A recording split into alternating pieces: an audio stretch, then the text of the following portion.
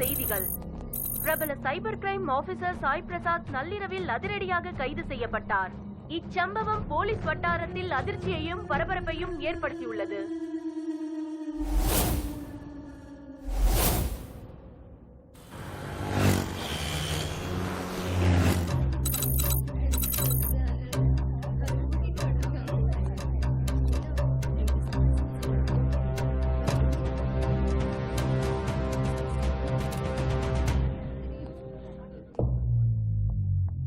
Mr. Vijay Raghunath, leading businessman and BTV channel MD. இது அவரோட son, Mr. Siddharth Raghunath.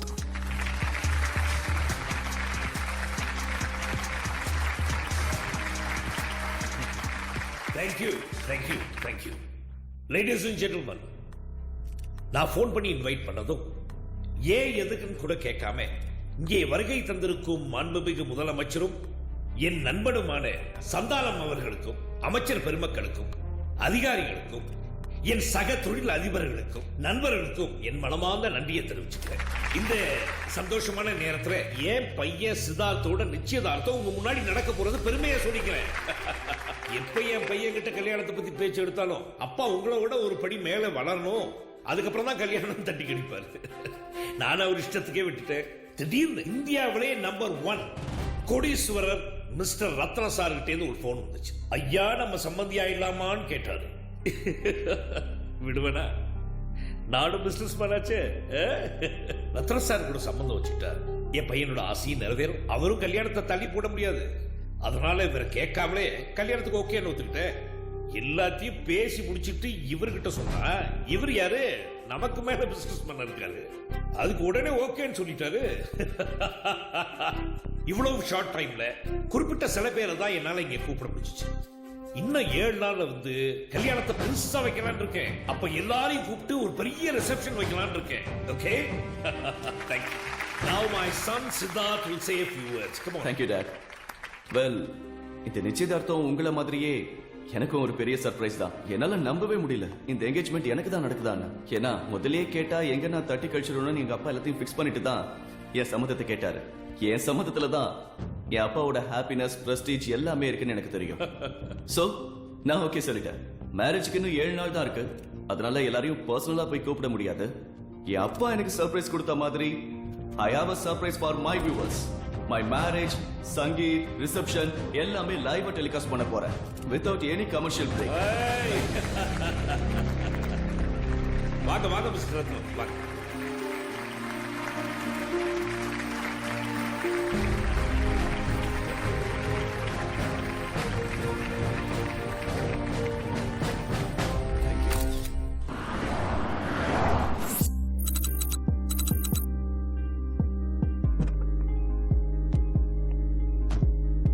இருக்காளான்னு போய் பாரு. இனி அவ தேவையாடா?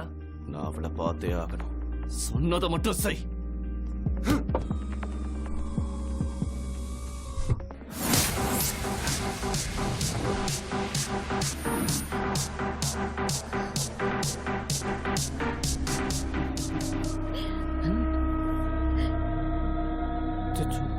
மாட்டிக்கிட்டுமே வரமாட்டான்னு நினைச்சுமே.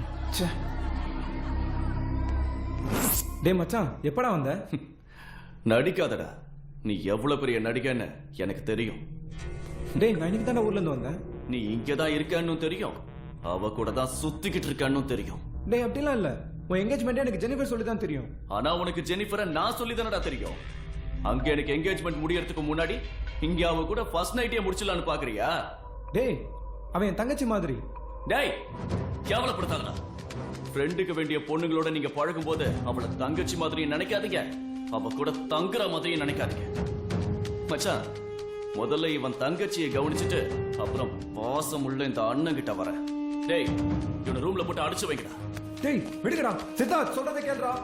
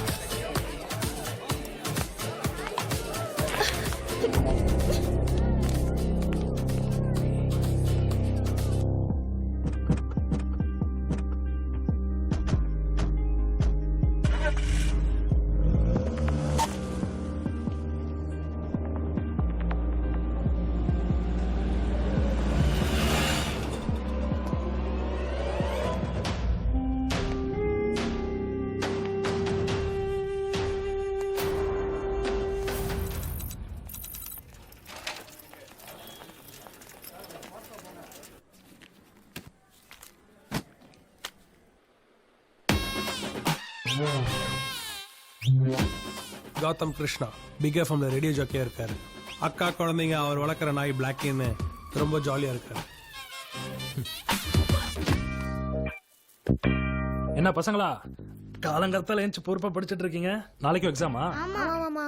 சரி அனுஷ், மாமா நேத்து வரைக்கும் எப்படி எழுதுன எக்ஸாம்? நல்லா எழுதிருக்க மாமா. இதுதான் இவன் லட்சணம். படிச்சு கிழிச்சிட்டானா பிளாக்கி சொல்லுது.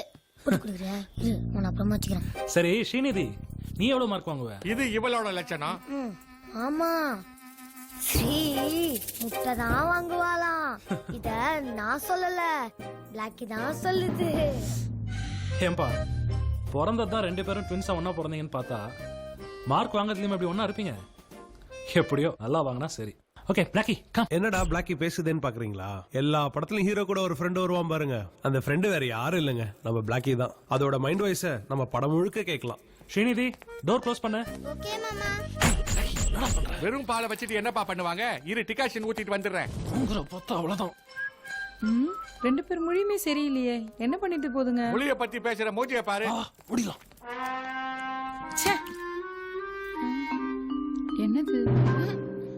பூஜாமா, பூஜாமா.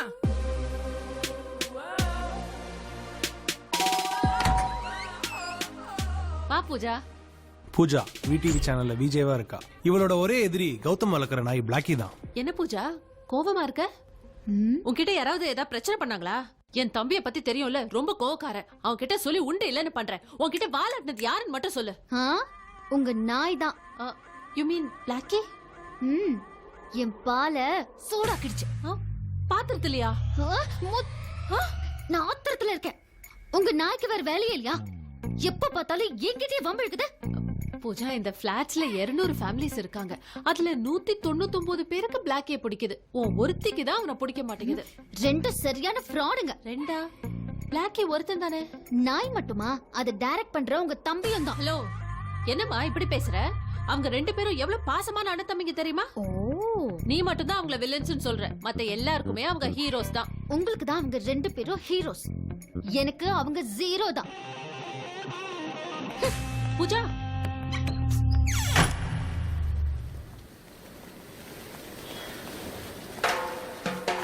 நம்ம ஆள் எங்க? ஆளையே காணமே. வர வர பஞ்சுவாலிட்டியே மெயின்டைன் பண்றது இல்ல. வந்துட்டா.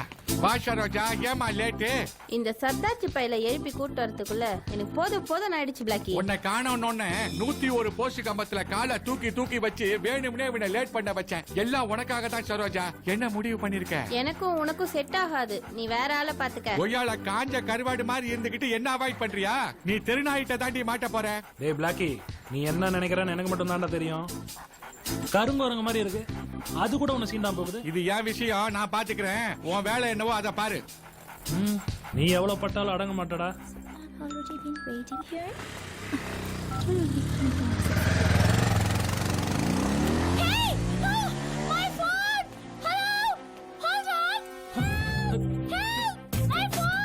ஆட்டைய போட்டானுங்களா? வாக்கிங்னு கூட்டு வந்துட்டு இப்படி ஓட விட்டானுங்களே.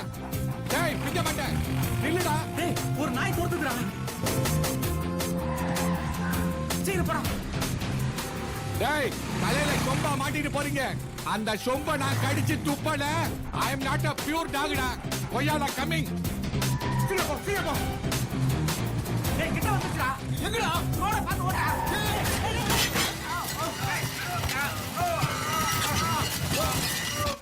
சேஸ் பண்ணது நானே, பில்டப் மட்டும் உனக்கா? கிளைமாக்ஸ்ல போலீஸ் வர மாதிரி கரெக்டா வந்து நிக்கிறான் பாரு.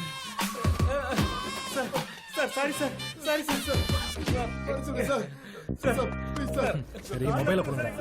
மொபைல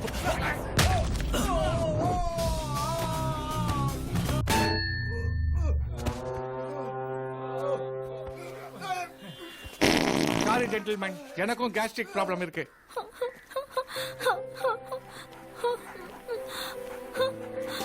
Excuse me. Here's your phone. Oh, I got my phone back. Thank you so much. It's okay. You're a real hero. Oh, thank you. அட பாவி, இந்த சீனுக்கு மட்டும் ஹீரோக்கு டூப்பு போட்டதா சரித்திரமே இல்ல. கால கொடுமடா சாமி. Blackie stop. இங்க பாரு பிளாக்கி, கோங்குரா நம்ம 2 பேரும் எப்போ வரும்னு காத்துட்டு இருப்பா. அவ அதுக்கு இப்ப இருக்கிற எதுக்கு கழுத்தை கடுப்புல நம்ம பிடிச்சு பார்த்தா அவ வாயால பேசுறது எதுவுமே நம்ம காதால கேட்க முடியாது. கழுத்த விடு. அதனால 2 பேரும் காதுல பஞ்சு வச்சுக்கோ. உன் கூட பழகிறதுக்கு இதெல்லாம் நான் அனுபவிச்சுதான் ஆகணும். என்ன இவ்வளவு அமைதியா இருக்கு? நம்ம கொடுத்த டிகாஷனை குடிச்சிட்டு மர்கி ஆயிட்டாலோ? வீடு முழுகிட்டு இருக்க வரேன்டா. சரிக்கா. கொய்யாடா வண்டி நெருப்பி பக்கத்துல வச்சா பத்தி சொல்லுவா. வண்டி நீ வச்ச நெருப்பு அவ வச்சுக்காடா.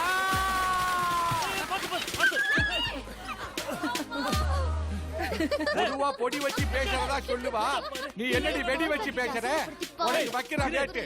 ஒரு நாள் பாத்துக்கிறேன்.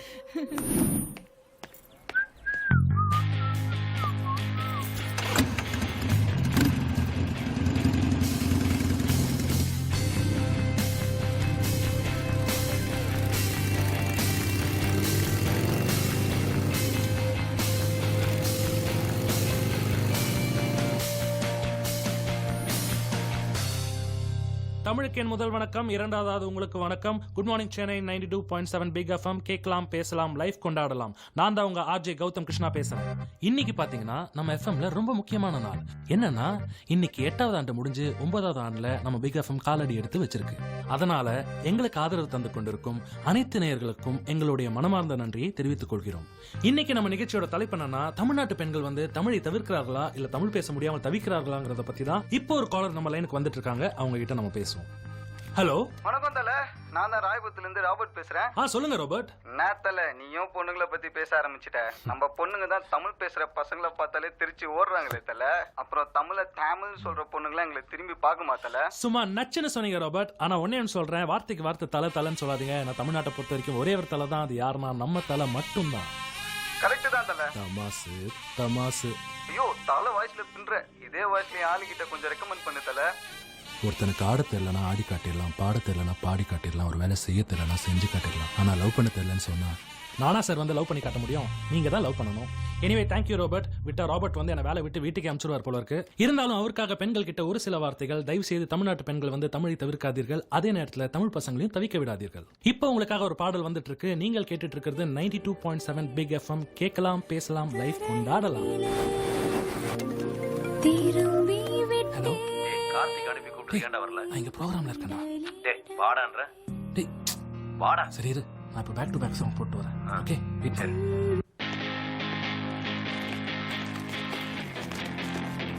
ஹே வா மச்சி. என்னடா அதெல்லாம்? என்ன அவசரமா கூப்பிட்ட? முதல்ல கை கொடு மச்சி.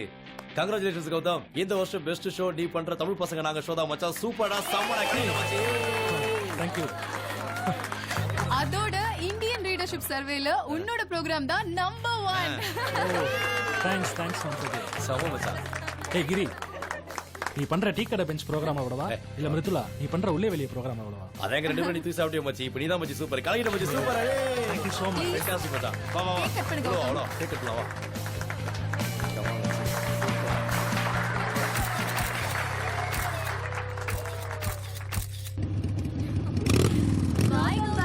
See you.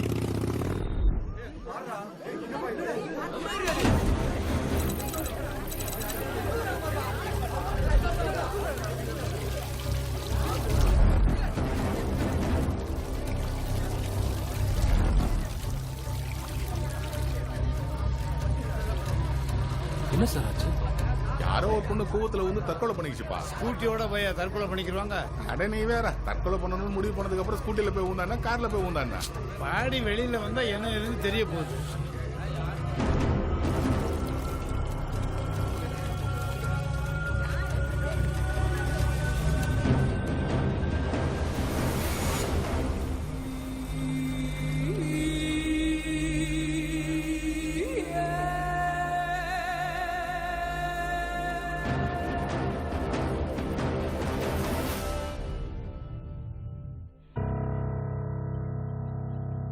சார், இறந்து போன இந்த பொண்ணோட பேர் Jennifer. She is a ballet dancer. Well, ஜெனிஃபருக்கு ஏகப்பட்ட பாய் ஃப்ரெண்ட்ஸ். அதுல முக்கியமான ஒரு விஐபி விஜய் ரகுநாத் சாருடைய பையன் சித்தார்த் ரகுநாத். 2 பேரும் ரொம்ப நெருக்கமா பழகிருக்காங்க. நான் ஹோட்டல்ல போய் விசாரிச்சப்போ சம்பவம் நடந்த அன்னைக்கு ஜெனிஃபருக்கும் சித்தார்த்துக்கும் ஏதோ பிரச்சனை நடந்துச்சுன்னு தெரிய வந்தது. ஹே ஜெனிஃபர், ஜெனிஃபர், டேய் கூப்பிட்டா நிக்க மாட்டியா?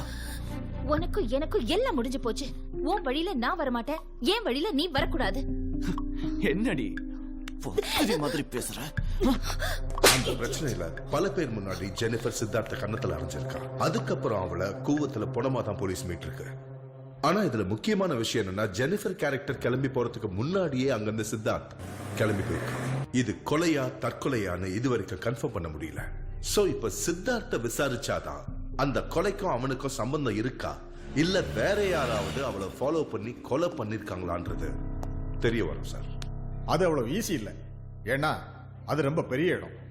பெரிய இடமா இருந்தா சொத்துக்கு மட்டும் இல்ல, தான் செய்யற தப்புக்கும் பினாமி வச்சிருப்பாங்க. அவங்க தான் பெரிய இடம். சிட்டில அடிக்கடி பொண்ணுங்க காணாம போறாங்கன்னு சொல்லி எனக்கு ஏற்கனவே நிறைய பிரஷர் இருக்கு. தப்பு பண்றவங்க யாரா இருந்தாலும் ஆக்ஷன் எடுக்க சொல்லி சிஎம்ஏ சொல்லியிருக்காரு. ப்ராப்பரா இன்வெஸ்டிகேஷன் ஸ்டார்ட் பண்ணுங்க. ஓகே,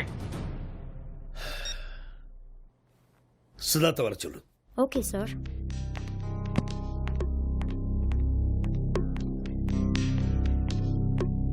சார் என்ன சார் உங்களை கூப்பிடுறாரு. கூப்பிட்டீங்களாப்பா? சித்தார்த், நிச்சயதார்த்தம் அன்னைக்கு நைட்டு வேற எங்கேயாவது போனியா? ஃப்ரெண்ட்ஸ் எல்லாருக்கும் பார்ட்டி கொடுக்க வெளியே போயிருந்தேன். அவ்வளவுதானே, வேற எங்கேயும் போலியே? S dot. பார்ட்டி முடிஞ்சதும் நான் வீட்டுக்கு வந்துட்டேன். ஜெனிஃபர் யாரு? என் ஃப்ரெண்டு தான். ஜெனிஃபர் இறந்துட்டா? தெரியும், நானும் நியூஸ்ல பார்த்தேன். அவளுக்கு உனக்கு ஏதோ பிரச்சனையா? No dot. அப்புறம் போலீஸ் எதுக்கு உன்ன விசாரணை கூப்பிடுறாங்க? என்னையா? சித்தார்த், நான் உன் அப்பா. எதுவா இருந்தாலும் என்கிட்ட ஓப்பனா சொல்லு. சாரிப்பா, எனக்கும் ஜெனிஃபருக்கும் பிரச்சனை நடந்தது உண்மைதான். அந்த கோவத்துல அவளை உண்டு இல்லைன்னு பண்ணத்தான் நான் போனேன். ஆனா என் ஃப்ரெண்ட்ஸ் மச்சான், அவளை தண்டிக்கிறதுக்கு இது சரியான நேரம் கிடையாது, சொன்னா கேளு. என் கேர்ள் ஃப்ரெண்ட் எனக்கு மட்டும்தான்டா கேர்ள் ஃப்ரெண்டா இருக்கணும். எப்ப என்ன விட்டு வேற ஒருத்தனை தேடி போனாலோ அப்பாவே அவ வாடுறதுக்கு அன்ஃபிட் ஆயிட்டா. இந்த கல்யாணத்துல தான் உங்க அப்பாவோட கௌரவமே இருக்கு. அதை நீ ஏதாவது பண்ணி கெடுக்க போறியான்னு என் ஃப்ரெண்ட்ஸ் எல்லாம் கேட்டாங்க. என்னால நீங்க தலைகுனிய கூடாதுன்னு விட்டுட்டு வந்துட்டேன். அப்புறம் அவ இறந்தத நியூஸ்ல பார்த்து தான் நானே தெரிஞ்சுக்கிட்டேன். உங்க பையன் நான் அப்படி பண்ணுவேனாப்பா? போலீஸ் என்ன சந்தேகப்படுதுன்னு நீங்களும் என்ன சந்தேகப்படலாமா? ஆனா ஒண்ணு மட்டும்தான் எனக்கு புரியல. இதே மாதிரி தான் எனக்கும் லிண்டாவுக்கும் பிரச்சனை நடந்து நான் அவளை விட்டு பிரிஞ்சு வந்ததும் அவ இறந்து கிடந்தா. லிண்டாவா? ஆமா டாட். என்னப்பா சொல்ற? பொண்ணுங்க அவங்களா என்ன தேடி வராங்க, என்கிட்ட நல்லா பழகுறாங்க. சின்ன மிஸ் அண்டர்ஸ்டாண்டிங்ல யாராவது என்ன விட்டு பிரிஞ்சு போயிட்டா மறுநாள் அவங்க செத்துட்டதா நியூஸ் வருது. அதே மாதிரி தான் இந்த ஜெனிஃபர் விஷயத்திலேயே நடந்திருக்கு. இதுக்கு பின்னாடி யார் இருக்கான்னு தான்ப்பா எனக்கு ஒண்ணுமே புரியல. ஜெனிஃபர் விஷயத்துல எங்க என்ன மாட்டி விட்டுருவாங்களோன்னு பயமா இருக்குப்பா.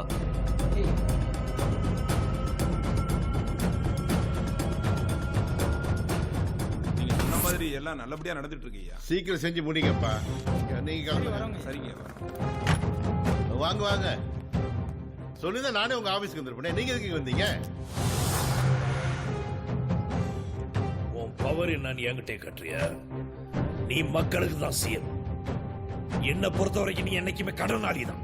உன்னை எதுக்கு நான் சிஎம் ஆகினேன்? எனக்கு என் தொழிலுக்கு விசுவாசமா இருப்பேன் தானே. ஆனா நீ என் மகனையே விசாரணை கூப்பிடுறியா? Excuse me sir. ஏய் ஐஜி, டோன்ட் டாக். உன் பொண்ணு லண்டன் போலீஸ்ல மாட்டினப்போ வெளியே தெரியாம உன் மானத்தை காப்பாத்தி உன் பொண்ணை வெளியே அழைச்சிட்டு வந்தா இந்த Vijay Raghunath. Have you forgotten that or not? Sir, பெரிய வார்த்தையெல்லாம் பேசுறீங்க சார். நாங்க எப்பயுமே உங்க விசுவாசி தான் சார். சார், என் பையன் கையில தங்க காப்பு போடுற மாதிரி போட்டுட்டு இப்போ அவன் கையில இரும்பு காப்பை போட்டு அவனை ஜெயிலுக்கு அனுப்பணும்னு நினைக்கிறீங்களா? அதான் விசுவாசமா? சார், கல்யாணம் நான் நெருங்கிட்டு இருக்கு தெரியும்ல. சார் கொஞ்சம் அமைதியா இருங்க சார். யோ, என்ன நடக்குதுங்க சார்? அந்த ஜெனிஃபர் மர்டர் கேஸ்ல ஜெனிஃபர் இந்த ஹோட்டலை விட்டு வெளியே வர்றதுக்கு முன்னாடி ஜெனிஃபருக்கும் சித்தார்த்துக்கும் பிரச்சனை நடந்திருக்கு. அதை வச்சுக்கிட்டு என் மகன் தான் குற்றவாளி முடிவு பண்ணிட்டீங்களா? என்ன எவிடன்ஸ் இருக்கு மேன்? அதை சொல்லு. என்ன தைரியம் தான் என் மகனை விசாரணை கூப்பிடணும்னு நினைப்பீங்க? சார், சிஎம் தான் யாரா இருந்தாலும் ஆக்ஷன் எடுக்க சொன்னாரு. சும்மாரியா? அன்னைக்கு பிரஸ் மீட்ல பொண்ணுங்களாம் அடிக்கடி காணாம போறாங்களே, அதுக்கு என்ன ஆக்ஷன் எடுக்க போறீங்கன்னு கேட்டாங்க. அதுக்கு எப்பயும் போல சட்டம் தன் கடமையை செய்யும் சொன்னேன். எப்பவும் இல்லாம இப்ப மட்டும் ஆக்ஷன் எடுத்திருக்கீங்க, அது இவர் பையன் மேல. மிஸ்டர் வேலப்பன், இந்த மர்டர் கேஸ் விஷயமா இவர் பையனை எந்த விசாரணைக்கும் கூப்பிடக்கூடாது. Okay sir. என் மகன் சித்தார்த்துக்கும் இந்த ஜெனிஃபர் கொலைக்கு எந்த விதமான சம்பந்தம் கிடையாது. இப்பதான் என் மகனை விசாரிச்சுட்டு இங்க வந்திருக்கேன். என்கிட்ட விசுவாசமா இருந்தா காலம் பூரா விஐபியா இருக்கலாம். இல்ல இருக்கிற இடம் தெரியாம போயிடுவீங்க. ஜாக்கிரதை. சார், நீங்க கோபப்படுற அளவுக்கு இப்படி ஒரு விஷயம் நடந்ததுக்கு நான் மன்னிப்பு கேட்டுக்கிறேன். நீங்க சிரிச்சா கன்னத்துல குழி விழுவும், ஆனா முறைச்சா எந்த குழியும் நாங்க விழுவோம் தெரியாது சார். நீங்க நிம்மதியா கல்யாண வேலையை பாருங்க சார். நான் இருக்கேன் சார், நம்புங்க சார், நான் பாத்துக்கிறேன் சார். சரி ரிமோட்டை கூட கொடுறானா. பிரபல பேலே நடன கலைஞரும் விளம்பரப்பட நடிகையுமான ஜெனிஃபரின் சடலம் கூவம் ஆற்றில் இருந்து மீட்கப்பட்டது பரபரப்பை ஏற்படுத்தியுள்ளது. அவரது ஸ்கூட்டியும் கூவம் ஆற்றில் இருந்து மீட்கப்பட்டது. இது விபத்தா, தற்கொலையா அல்லது அவரை கொலை செய்யும் நோக்கத்துடன் விபத்தை ஏற்படுத்தி ஆற்றில் வீசப்பட்டாரா என பல்வேறு கோணங்களில் போலீசார் விசாரணை நடத்தி வருகின்றனர். இதுபோன்ற சம்பவங்கள் சென்னையில் அதிகரித்துள்ளது கவலை அளிப்பதாக தெரிவித்துள்ள முதலமைச்சர், குற்றவாளிகளை விரைவில் கண்டுபிடிக்குமாறு காவல்துறை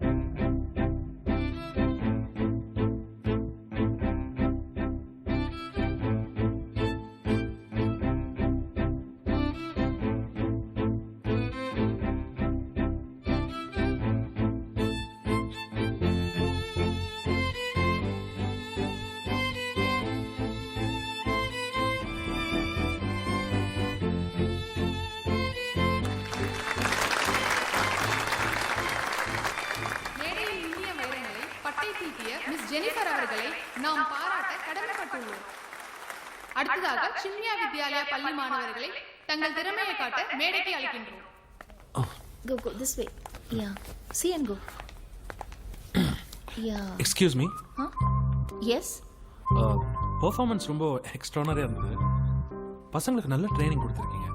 Thanks. உண்மையிலேயே பசங்களாம் ரொம்ப கொடுத்து வச்சிருக்கணும். ஏன்னா உங்களை மாதிரி அழகான திறமையான நல்ல ஒரு டீச்சர் கிடைச்சதுக்கு. சாரி, வழக்கமாக நான் ரொம்ப பேசுவேன், அதான் என்னோட plus and minus. Basically I'm RJ in Big FM. If you don't mind உங்கள் கான்டாக்ட் நம்பர் கிடைக்குமா? எதுக்கு? இல்லை நீங்கள் எதுவும் தப்பாக நினைக்காதீங்க. பிகாஸ் என்னோட அக்கா பொண்ணு வந்து ரொம்ப நாளாகவே பேலே டான்ஸ் கற்றுக்கணும்னு கேட்டுகிட்டே இருந்தான். நானும் சேர்த்து விடுறேன்னு சொல்லியிருந்தேன். அதான் எங்கே சேர்க்கறதுன்னு தேடிட்டு இருந்தேன். அதான் இப்போ உங்களை பார்த்துட்டேன்ல, நீங்க எப்போ எங்கன்னு சொன்னீங்கன்னா கொண்டு வந்து சேர்த்துருவேன். இருக்கிற பசங்களுக்கே என்னால கற்றுக் கொடுக்க முடியல. நீங்க வேற யாரையாவது ட்ரை பண்ணுங்க. எக்ஸ்கியூஸ் மீ, உங்களுக்கு அக்கா பசங்க அண்ணன் பசங்க அப்படி யாராவது இருக்காங்களா? எதுக்கு? இல்லை, நீங்கள் தான் டான்ஸ் சொல்லி கொடுக்க மாட்டேன்னு சொல்லிட்டீங்க. அட்லீஸ்ட் நானாவது ஸ்கேட்டிங் சொல்லி கொடுக்கலாமேன்னு பார்த்தேன். என் ஸ்டூடெண்ட்ஸோட பெர்ஃபார்மன்ஸ் பார்த்தாலே உங்களுக்கு தெரிஞ்சிடும். அப்படி எனக்கு தெரிஞ்ச பசங்க யாரும் கிடையாது. மாமா இங்க என்ன பண்ற? இது யாரு?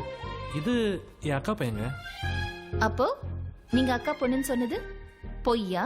ஐயோ, அப்படிலாம் இல்லைங்க. அக்காக்கு 2 பசங்க, ஒரு பையன் ஒரு பொண்ணு, ட்வின்ஸ். டேய் சொல்றா, உனக்கு ஒரு தங்கச்சி இருக்குன்னு. ஏன் மாமா பொய் சொல்ற? டேய் அட பாவி, உங்க பிளான் என்னன்னு எனக்கு புரிஞ்சு போச்சு. பாய். தமிழுக்கு என் மாலை வணக்கம். நான் தான் உங்க ஆர்ஜே கௌதம் கிருஷ்ணா பேசுறேன். வழக்கம் போல நான் டிராஃபிக் நியூஸே முதல்ல சொல்லிடுறேன். என்னன்னா, அண்ணா ஆடிட்டோரியத்துல இருந்து ஒரு அழகான இளம் புயல் கிளம்ப போகுது. இந்த எச்சரிக்கை முக்கியமாக இளைஞர்களுக்கானது. ஏன்னா ஏற்கனவே ஒரு இளைஞனை சாட்சிட்டு தான் கிளம்ப போகுது.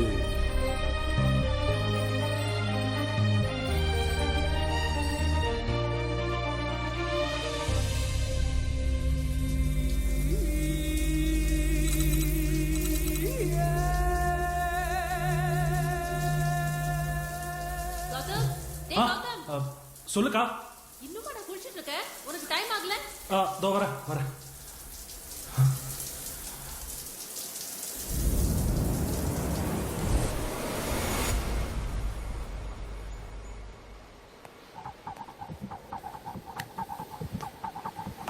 ரம்யா. Yes sir. பிரசாத் உடனே கிளம்பி வர சொல்லு. சார், அவர் நம்ம வேலை விஷயமா தான் டெல்லிக்கு அனுப்பியிருக்கோம். வேலை இன்னும் முடிஞ்சிருக்காது. வேலையை முடிச்சிருப்பாரு, உடனே வர சொல்லு. Okay sir.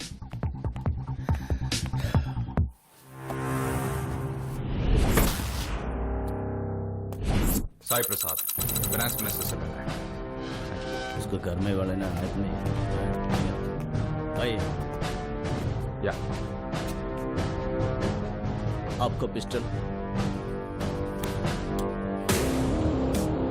ब्लूटूथ, वॉच, आपका मोबाइल, आप जाओ। Excuse me. Cyber crime officer mister Sai Prasad, Vijay ரகுநாத்தோட வளர்ப்பு பையன். Now what? आपका कोट?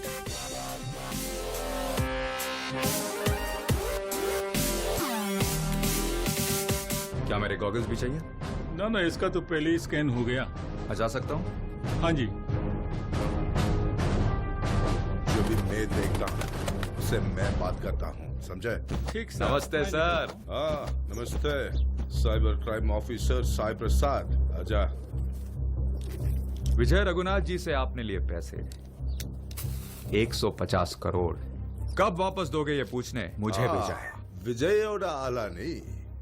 क्या மணி क्या கரன்சி, என்ன பேசுற நீ? எனக்கு ஒன்னும் புரியல. உங்க மந்திரி பதவியை காப்பாத்துறதுக்கு எங்க சார் கிட்ட இந்த 150 கோடி ரூபாய் கடன் வாங்கி அது உங்க மேலிடத்துக்கு கொடுத்து உங்க பதவியை தக்க வச்சிட்டீங்களே, அந்த பணம் 150 crores. அன்னைக்கு எங்க சார் மட்டும் பணம் கொடுக்கலனா आपका फाइनेंस मिनिस्टर पोस्ट खत्म हो जाता. அவர் பணத்தை வச்சுக்கிட்டு அவருக்கே ஆப் வைக்க பாக்குறீங்களா? It's not fair.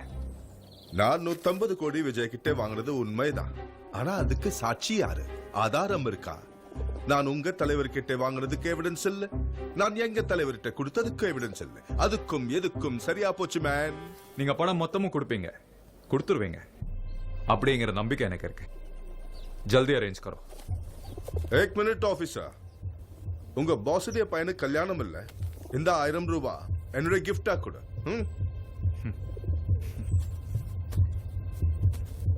Mister Sai Prasad, நீ கேமரா ஃபிக்ஸ் பண்றதுல எக்ஸ்பர்ட் ஆமே, எல்லாரும் பேசிக்கிறாங்க. நீ மொத்த ஸ்டேட்ல வித்தை காட்டுறவன், நான் மொத்த நாட்டுக்கு வித்தை காட்டுறவன். பார்த்தல்ல, வாசல்ல உன்னை மொத்தமா ஸ்கேன் பண்ணி நிர்வாணமாதன உள்ள அனுப்பிச்சாங்க. ஜா ஜா.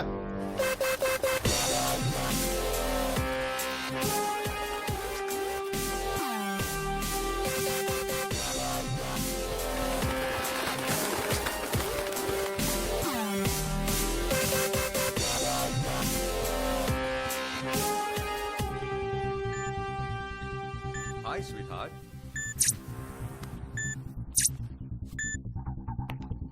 சார், பிரசாத் சார் உங்களுக்கு ஒரு வீடியோ அனுப்பியிருக்காரு. நான் 150 கோடி விஜய் கிட்ட வாங்குறது உண்மைதான். ஆனா அதுக்கு சாட்சி யாரு, ஆதாரம் இருக்கா? நான் உங்க தலைவர் கிட்ட வாங்குறதுக்கு எவிடன்ஸ் சொல்லல, வேலையை முடிச்சிருப்பான்னு. அடுத்த ஃபிளைட்ல வர சொல்லு. Okay sir. நான் கேமராவை எங்கே வைப்பேன், எப்போ வைப்பேன், எப்படி வைப்பேன்னு யாருக்குமே தெரியாது. ஆனா ஒருத்தரை நான் டார்கெட் பண்ணிட்டேன்னா அவன் பாத்ரூம்ல கூட வைப்பேன்.